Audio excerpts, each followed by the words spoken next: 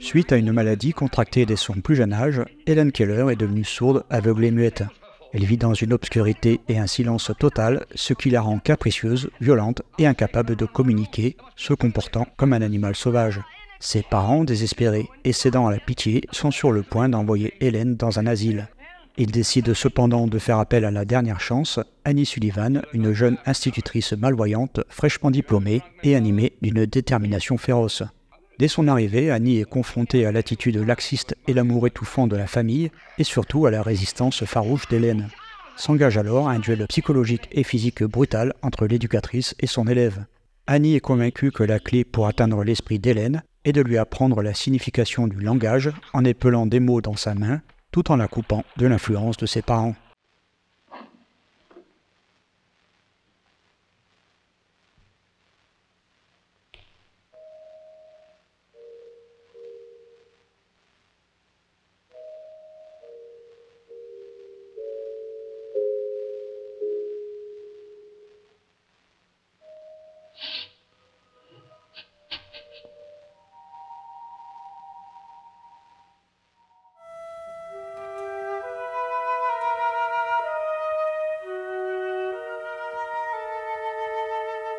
Arthur Hiller Penn est né le 27 septembre 1922 à Philadelphie. Son enfance marquée par le divorce de ses parents fut instable, ce qui, selon ses propres dires, a alimenté son intérêt pour les personnages marginaux, un thème central de son œuvre. Son début de carrière se fait principalement à la télévision, où il réalise plus de 200 dramatiques dans les années 50. Parallèlement, il connaît un immense succès à Broadway comme metteur en scène. Son premier long-métrage, Le Gaucher, avec Paul Newman dans le rôle de Billy the Kid, est un échec commercial aux États-Unis, mais est salué par la critique française pour son style novateur et sombre. 2 ans après Miracle en Alabama et sous la pression de l'acteur Burt Lancaster, Penn est viré en plein tournage du Train pour divergence artistique. Il sera remplacé par John Frankenheimer. Avec La Poursuite impitoyable, autre chef-d'œuvre dont je vais parler très prochainement, il continue d'explorer la thématique de l'individu face à l'ordre social oppressant. Mais le film qui le propulse au sommet et qui marque durablement le cinéma américain est Bonnie and Clyde, sorti en 1967.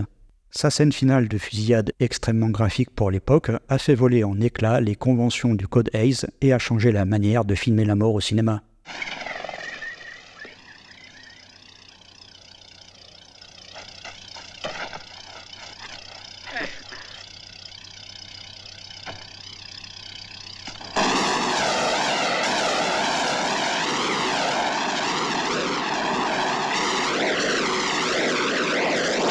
Arthur Penn est à ce moment-là considéré comme l'un des cinéastes les plus critiques de la société américaine. Les 2 films suivants le confirmeront, Alice Restaurant et Little Big Man, western épique et satirique qui dénonce le génocide indien en adoptant le point de vue d'un homme blanc élevé par les Cheyennes. Bien que ses œuvres tardives comme La Fugue, un film néo-noir complexe et désabusé, et Missouri Breaks, un western excentrique avec Marlon Brando et Jack Nicholson, soient des films d'auteur de qualité, Penn tourne moins et se heurte souvent au studio.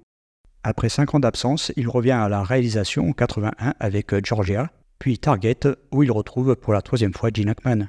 En 87, son thriller noir froid comme la mort passe totalement inaperçu, et bien que ses qualités n'atteignent pas le niveau de ses premiers films, il n'en demeure pas moins une réussite dans le genre. Arthur Penn est décédé en septembre 2010 sans avoir emporté un seul Oscar dans la catégorie meilleur réalisateur, snobisme habituel de l'Académie. I have decided, nevertheless,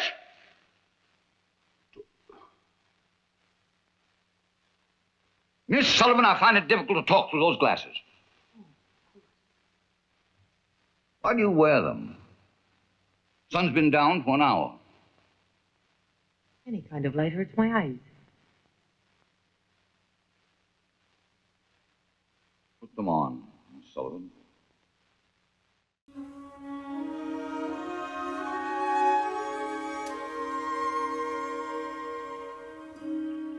Avant Miracle en Alabama, Anne Bancroft, qui n'était pas encore Madame Mel Brooks, avait joué des petits rôles essentiellement dans des séries B. C'est le cas du film qu'elle tournera avant celui d'Arthur Penn, La fille au bas noir. Juste après, elle sera à l'affiche aux côtés de James Mason dans Le Mangeur de citrouilles, réalisé par Jack Clayton. I want complete charge of her. You already have that. No, I mean Result- day and night. She has to be dependent on me. For what? Everything. The food she eats, the clothes she wears, fresh. Air. Yes, the air she breathes. Whatever her body needs is a primer to teach her out of. It's the only way. The one who lets her have it should be her teacher, not anyone who loves her.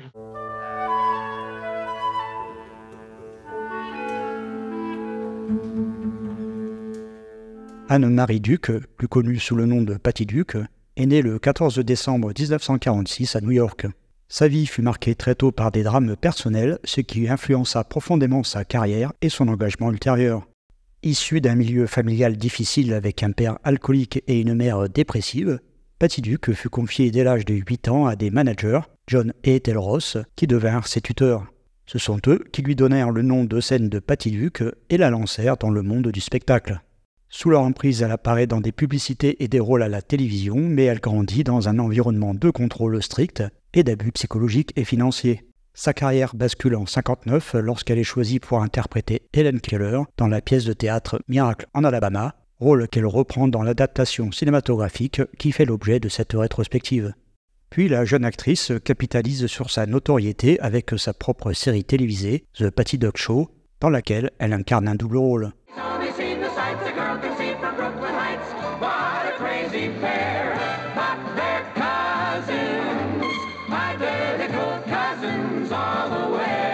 En 1965, elle est à l'affiche de la comédie musicale Billy, mais son passage au cinéma adulte est plus chaotique avec La Vallée des poupées de Mark Hobson, un rôle qui reflète les propres troubles et dépendances qu'elle combat à l'époque.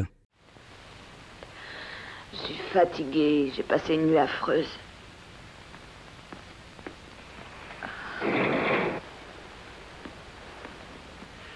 J'ai quelque chose de pas très agréable à t'annoncer. J'ai mal à la tête, Cricard. Les producteurs t'ont remplacé.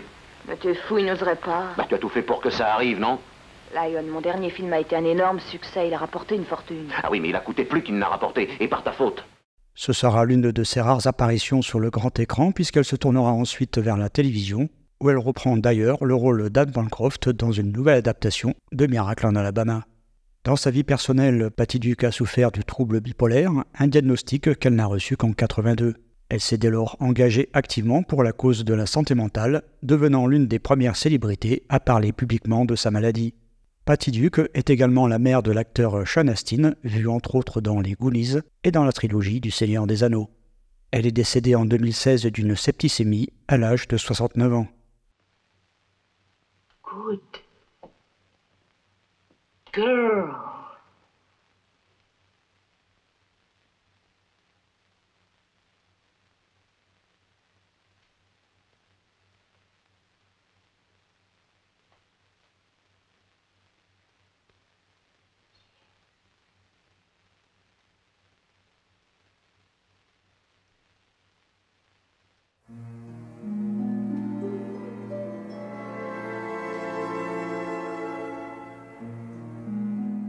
À l'origine du projet, il y a une histoire vraie, celle d'Helen Keller, devenue sourde, muette et aveugle à l'âge de 19 mois suite à une maladie.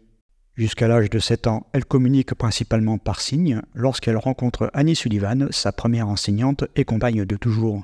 Sullivan lui enseignera le langage, notamment la lecture et l'écriture. Le dramaturge et scénariste William Gibson a écrit sa première version de l'histoire pour l'anthologie télévisée Playhouse 90. Mis en scène par Arthur Penn, le drame a été diffusé en 1957 et a reçu un accueil positif, avec notamment des propositions de développement pour une pièce de théâtre ou un film.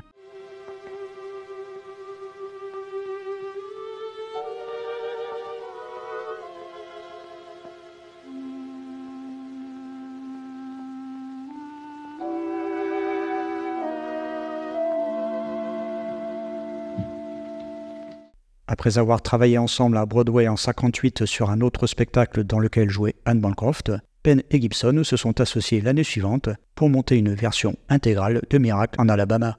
Anne Bancroft est engagée pour jouer Annie Sullivan, et le rôle difficile d'Helen Keller revient à la toute jeune Patty Duke, âgée de seulement 12 ans. Le public a été impressionné par la performance des deux comédiennes, et la pièce est restée à l'affiche pendant plus de 2 ans. La United Artists s'implique rapidement dans la production afin d'envisager une transposition pour le grand écran, et Arthur Penn, qui avait mis en scène la pièce à Broadway, fut logiquement choisi pour diriger l'adaptation cinématographique. Miracle en Alabama est initialement envisagé par les dirigeants du studio comme un projet de prestige à gros budget, une approche standard pour l'adaptation d'une pièce de théâtre triomphante de Broadway. Cependant, la genèse du projet fut marquée par un conflit fondamental entre les impératifs commerciaux d'Hollywood et l'intégrité artistique défendue par le réalisateur et le scénariste.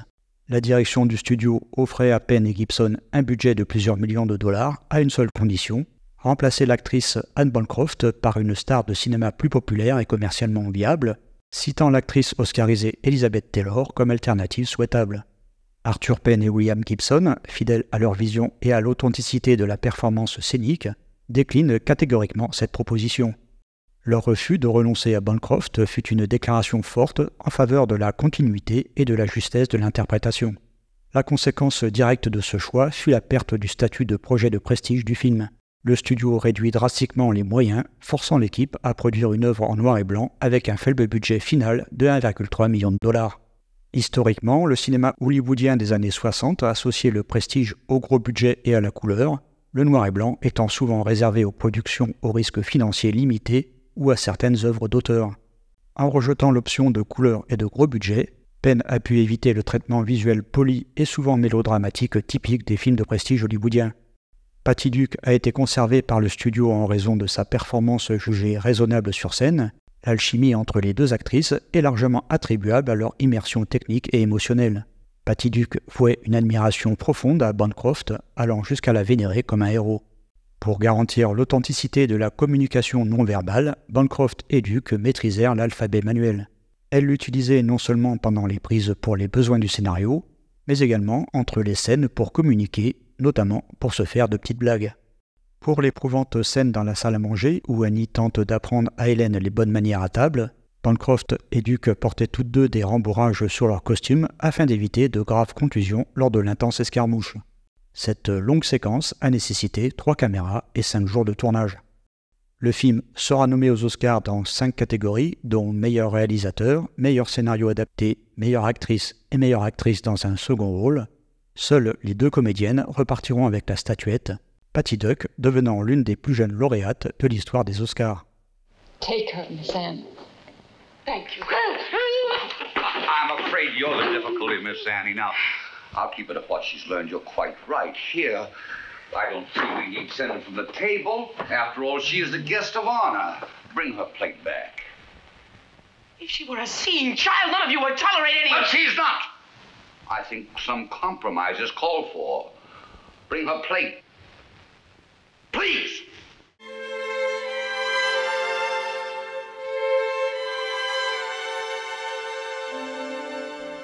Lawrence Rosenthal est né le 4 novembre 1926 dans le Michigan.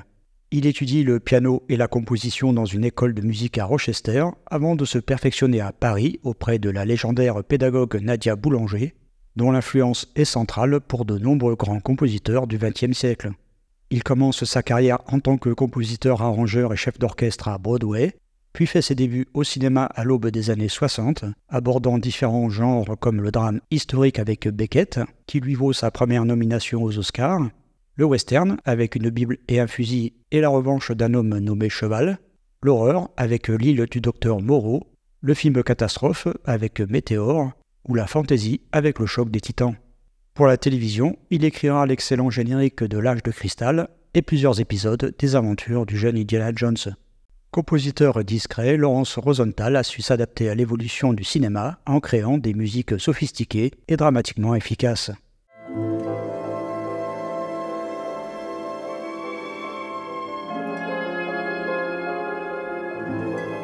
Miracle en Alabama est une de ses premières partitions.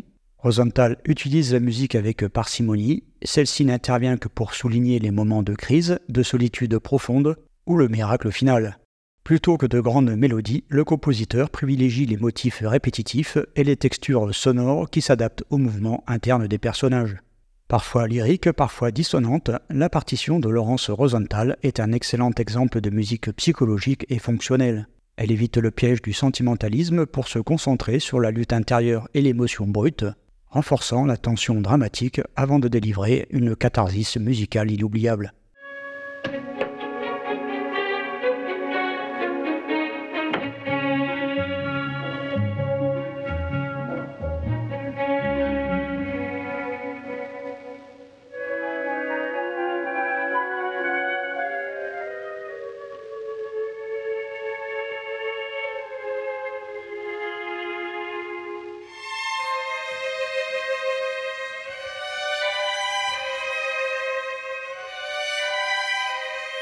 L'affiche américaine montre les deux principaux personnages en plein conflit. Elle a un petit côté effrayant avec le visage flou, presque effacé de la gamine, mais si la tension est palpable à certains moments, Miracle en Alabama porte surtout un message d'espoir. La française reprend une image du film avec Hélène déambulant dans un champ. C'est également le cas de la nouvelle affiche créée pour la reprise du film en salle. L'espagnole et l'italienne restent dans le ton de l'américaine, en mettant le focus sur la guerre mentale et physique auquel se livrent les deux protagonistes. La polonaise, quant à elle, propose un portrait très éloigné du visage d'Helen Keller et dissimule sa bouche derrière le titre que l'on peut traduire par faiseur de miracles.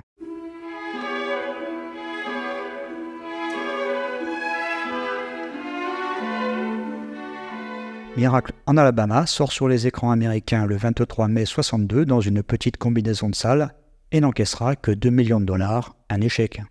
Malgré ses limitations, le film fut acclamé par la critique.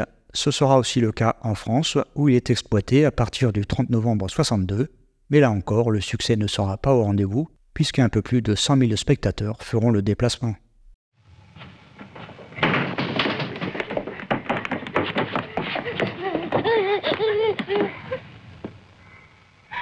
What happened? She ate from her own plate. She ate with a spoon. Herself. And she folded her napkin. Folded a napkin? The room's a wreck, but her napkin is folded.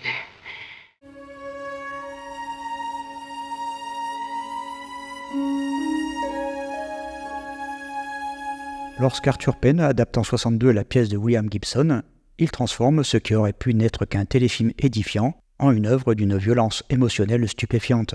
Miracle en Alabama n'est pas un film sur le handicap, mais sur la communication comme champ de bataille, sur l'obstination comme seule éthique possible face à l'impossible. Penn filme cette histoire vraie comme un western psychologique. Chaque scène est un duel. La caméra nerveuse, presque documentaire dans ses mouvements, capte les corps qui s'affrontent avec une brutalité sidérante pour l'époque. Mais cette violence n'est jamais gratuite, elle est la seule langue possible quand les mots sont absents.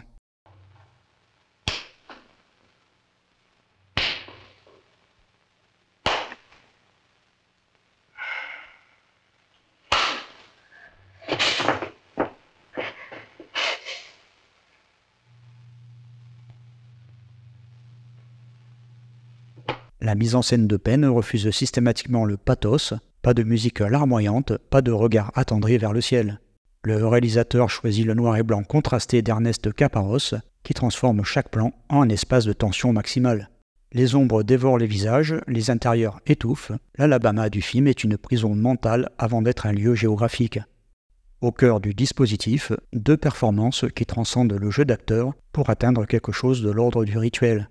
Anne Bancroft incarne Annie Sullivan comme une guerrière épuisée, presque névrotique dans son refus d'abandonner.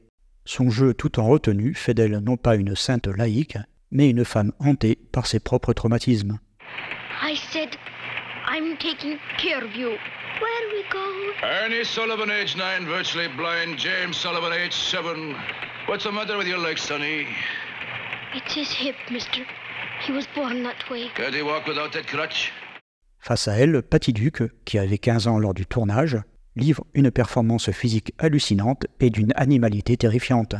Hélène n'est pas une enfant attendrissante, c'est une force primitive, une volonté pure enfermée dans les ténèbres. Duke compose un personnage qui hurle, griffe, mord, refuse avec une énergie destructrice. Penn filme cette rage sans la romancer, et c'est précisément ce refus de l'édulcoration qui donne au film toute sa puissance. La séquence centrale, le repas où Annie et Hélène s'affrontent dans une chorégraphie de violence domestique, demeure l'une des scènes les plus intenses de l'histoire du cinéma américain. Penn la filme de manière chaotique, la caméra suivant les corps qui roulent au sol, les assiettes qui volent, le mobilier qui se renverse.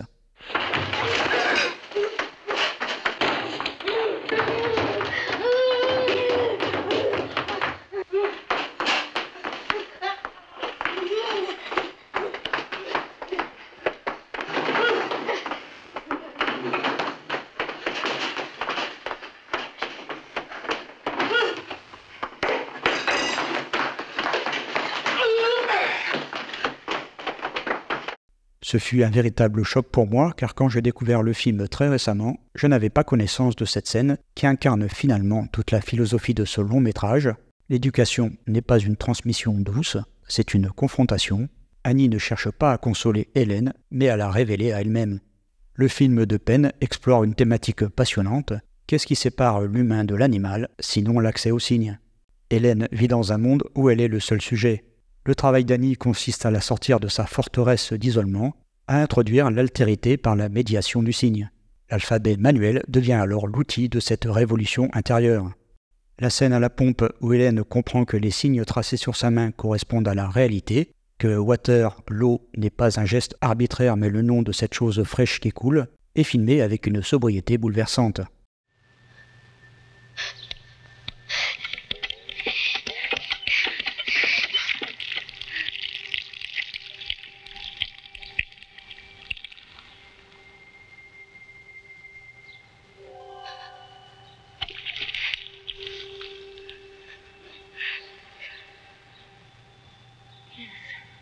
Sous-jacente à l'histoire personnelle, court une critique sociale que Penn, cinéaste engagé, ne néglige pas.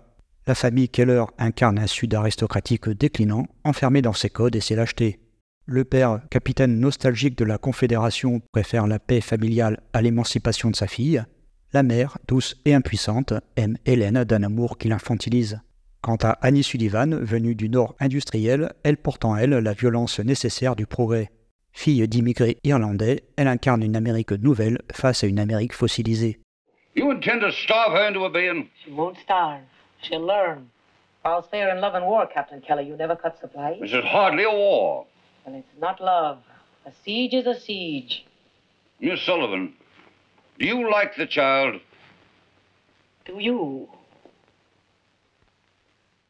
Devant les innombrables biopics lénifiants qui encombrent nos écrans, le film impose sa rudesse, son refus du confort moral. Il nous rappelle que certaines victoires ne s'obtiennent qu'au prix d'une lutte acharnée et que l'amour véritable ressemble parfois à de l'obstination pathologique. Miracle en Alabama est une œuvre profondément émouvante, portée par deux performances inoubliables et une mise en scène d'une intensité rarement égalée. À découvrir, tout à fait cessante. Oh, why should I talk to you? I'm teaching a new word to Percy.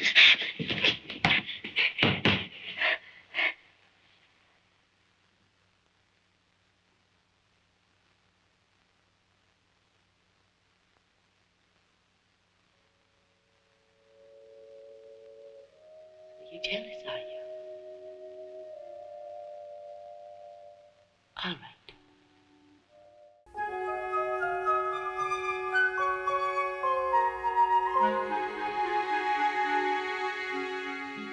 Pendant longtemps, Miracle en Alabama était seulement disponible en DVD jusqu'à ce qu'un éditeur américain effectue une restauration de l'image en 2017 pour l'apparition en Blu-ray. 2 ans plus tard, l'éditeur français Rimini sort une édition DVD et Blu-ray tout à fait remarquable qui met bien en valeur le magnifique noir et blanc du chef opérateur. Le master offre des noirs riches et profonds, le piqué est excellent, surtout dans les gros plans, et le transfert respecte la texture argentique du 35 mm. Quant aux pistes son françaises et anglaises, elles sont proposées en DTS HD 2.0. Évidemment, pour ce genre de film, je vous conseille fortement la version originale sous-titrée. A noter que Rimini propose également une version française avec audio description et des sous-titres pour malentendants. My buttons!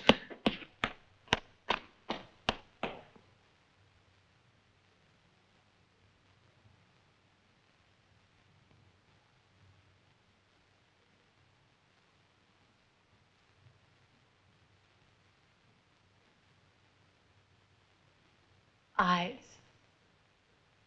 She wants the doll to have eyes. C'est la fin de cette rétrospective, merci de l'avoir suivi jusqu'au bout, et on se retrouve très vite pour de nouvelles aventures cinématographiques.